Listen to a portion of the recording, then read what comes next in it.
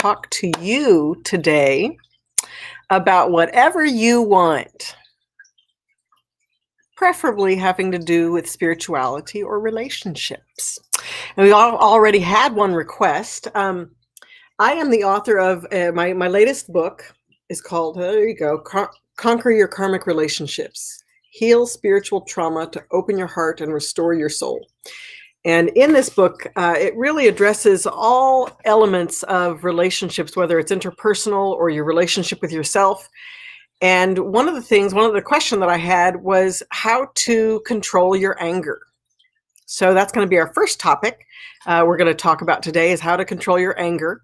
But I want you, for those of you out there who are signing on and seeing what's going on here, to think of any questions that you might have about spirituality or relationships. This is your opportunity to just throw something out there, whether or not we're talking about it yet. Doesn't matter. It's a free for all today. So welcome. I'm really glad that you could be a part of the process today.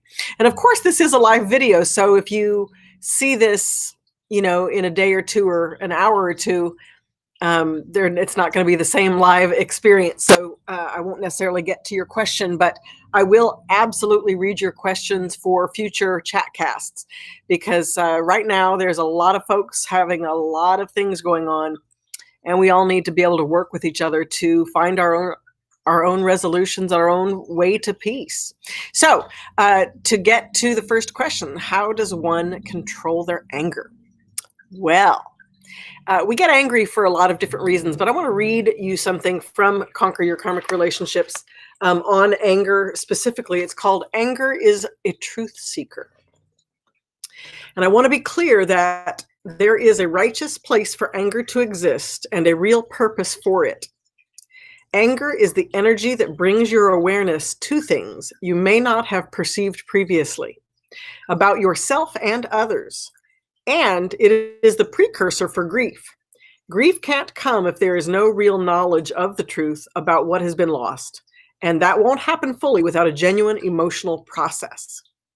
So the most important thing when you are having feelings of anger is that anger is an arrow pointing inward. It addresses the heart and it addresses the belly, where we deal with our issues of personal power. So whatever the topic of your anger, why are you feeling angry? What triggered your anger? If you're feeling all of this emotion and you can't get to what triggered it, take a few very, very deep breaths all the way to the belly. Exhale through the mouth, and then ask yourself, what happened in the last 5 minutes that has triggered my anger?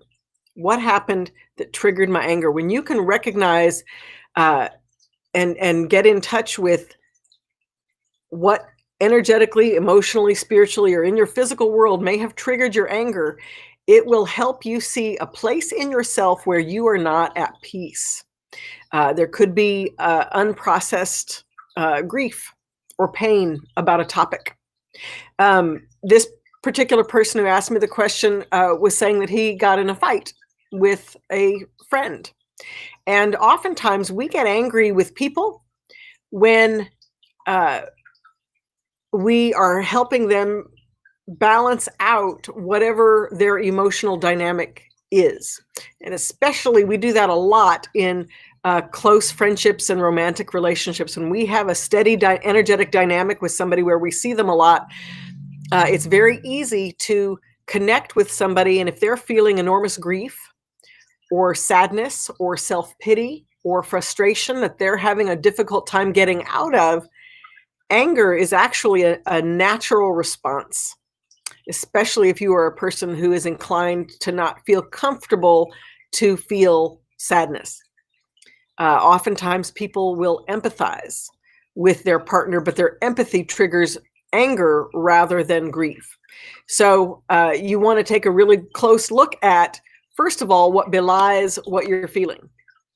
Are you connecting to somebody else's emotion and your anger is helping both of you to kind of pull out of it so that you can recognize that maybe it's not yours at all? Or are you being triggered by something that is very personally yours? So those are the first two things to take care of. I wonder how you take care of something. It's so funny. My cat. It's my cat's fault. She totally ran across the room and it just.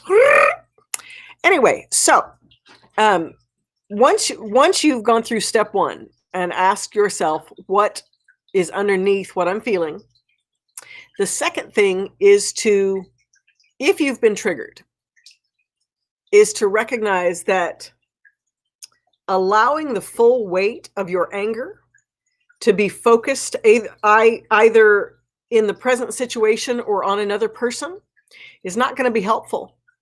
And that your goal is to take a deep breath and ground that anger into focus about what it is that you really want and need to say or do. Okay, that's really important. Oftentimes when we get angry, it's because we are wanting to pull out of being in our head about things and to be able to speak about what it is that's really important to us and what's really on our mind.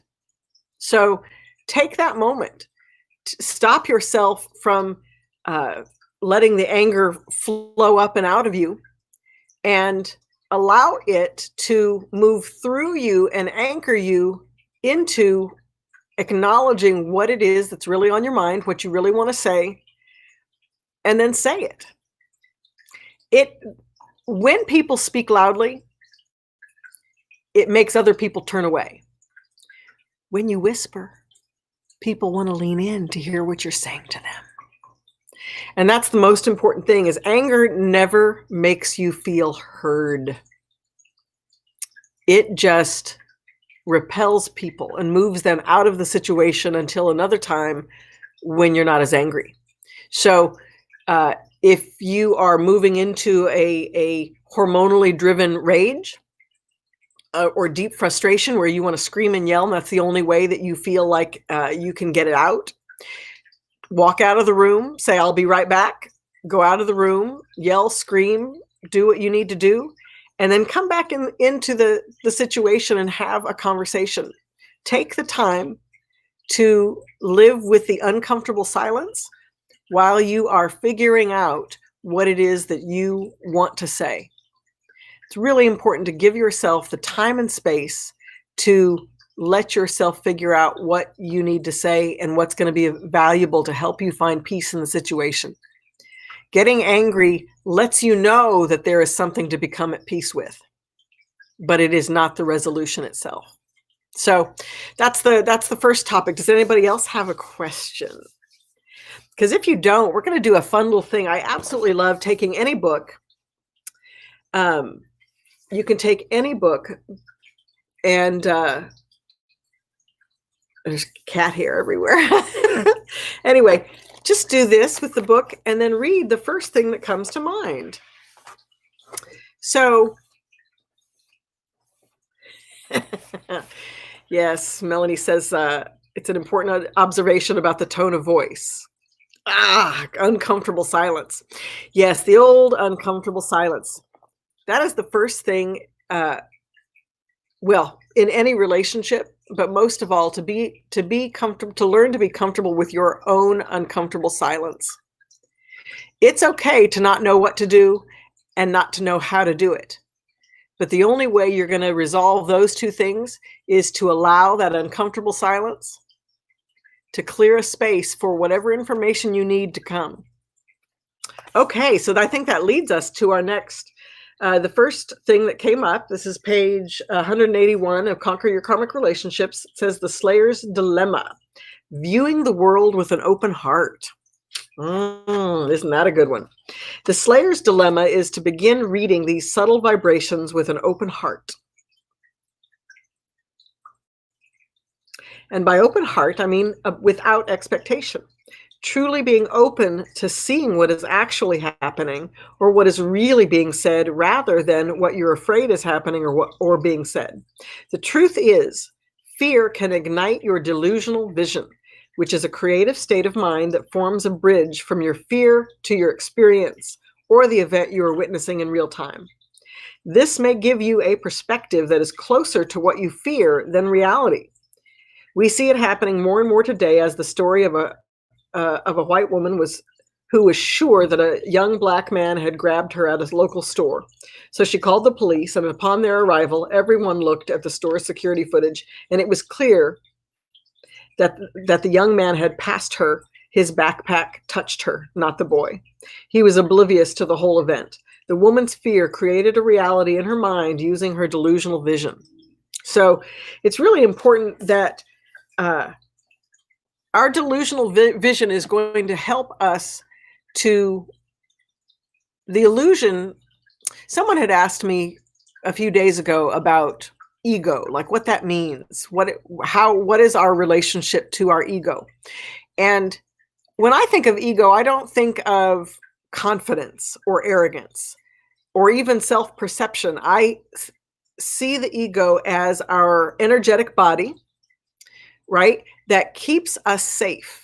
It lets us know of any intrusions, mentally, emotionally, or spiritually, that may shift us in our perspective and keep us in our body in order to be alive, to be safe. So in this circumstance, when we're talking about looking at the world with an open heart, when we do that, that literally has the ability to shift the molecules in our space, to make us not only see new possibilities, but to create new possibilities and promote and provoke different behavior from people outside of us. I know. That's deep. But here's the thing. Breathing deeply and recognizing when you are uncomfortable and sitting with that discomfort rather than trying to react your way through the discomfort allows a whole new vibration to interact with your body, your mind, your heart. Ultimately, we are looking for brain, heart, harmony. We want our heart to take in the information and then our brain to interpret that information to give us a way of perceiving life that matches that balance. Okay? So, another thing that I talk about here is learning new things. So oftentimes when you have long-term relationships with friends or family or lovers, you have an expectation of who they are, what they're going to do, how they're going to be, what their motivations are. And it's really important to be willing to create a space for them to change and for yourself to change with them, right?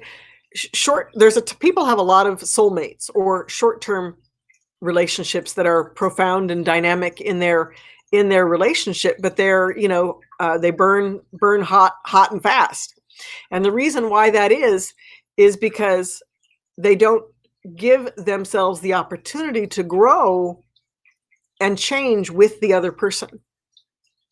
So they come together, they go through the thing, and then they, try to split apart. And if there's a deeper attachment there, they just feel pain the more they try to split apart because they're not addressing what's really within their relationship, whatever the energetic dynamic was that brought them together. They're not looking for that. They're not expressing that. They're not finding that. And they find pain instead. So it's important that you learn to pay attention to your emotions, whatever you're feeling, whether it's anger, grief, sadness, frustration, confusion, whatever you might be feeling. It's an opportunity to connect your brain to your heart and to be open and literally change the outcome of any situation to sometimes not what you think you need, but what you truly need, right? There's oftentimes we might mistake what we think we need with what we really want. And oftentimes what we really need is an opportunity to allow our heart to show us the path that is going to get us the things that we need and help us to find the confidence and the peace and the harmony that we're looking for. So does anybody else have another question that you'd like for me to address? I'm going to, okay, this is a good one. Okay. The karma of dignity and respect. Some would say that finding true dignity for yourself and respect for others releases you of karma, as most of us relate to karma as something harsh and binding. It certainly can feel that way. The truth is, your karma is what you've made it. On a personal level, it is your inherent reactions over time to your choices, thinking, and behavior. Acting with dignity and respect creates a higher vibrational waves of energetic response. I'm going to read that again. Acting with dignity and respect creates higher vibrational waves of energetic response. And like we were saying, the uncomfortable silence is acting with dignity and respect. When you don't fill up that space with unnecessary words or unmeant words or words that might be hurtful, when you don't fill up that space and you just leave it blank, you are respecting yourself and you are honoring another, and you are creating a space for a higher vibrational response, a higher resolution to the situation at hand. The question I ask is, does that mean that everyone becomes dignified and respectful around you? Well, while you certainly have a choice about who you continue to spend your days around, you can't control others, and your karma will, at least for a while, dictate where you can be the most helpful, either to yourself or others. Living with dignity and respect is something that you do for yourself, not because there's a payoff. Dignity and respect are like a salve to an ancestral scar. Day by day, removing layers of pain, grief, disbelief, and confusion that you may not know you have. Honoring others and their insights can become a paved road instead of a rocky one, allowing you to deeply understand you and your karma and eventually others. I really liked this quote by Deepak Chopra. He says, "Becoming a leader is the most crucial choice one can make. It is the decision to step out of the darkness and into the light." So oftentimes when we are choosing dignity and respect over reaction and frustration and confusion, we are choosing a position of leadership. We are creating a space for others to follow suit and find peace. So, yes, that's what I have for you today. I'll give you one last shot. If anybody else has got a question, pipe up. What does that even mean, pipe up? Or pipe down? Pipe down? Do you pipe up, pipe down, or pipe up? Anyway, it's one of those things that I remember hearing as a kid that just kind of, it comes out and you're like, what does that really mean? So deep. Anyway, so this has been a pleasure to chat with you today about anger and dignity and respect and that ever-loving uncomfortable silence. Do I work with enneagrams? Not. I've never done any focused work with enneagrams. No. That was quick. Oh. Thanks, Stephen. Hi. Nice to see you.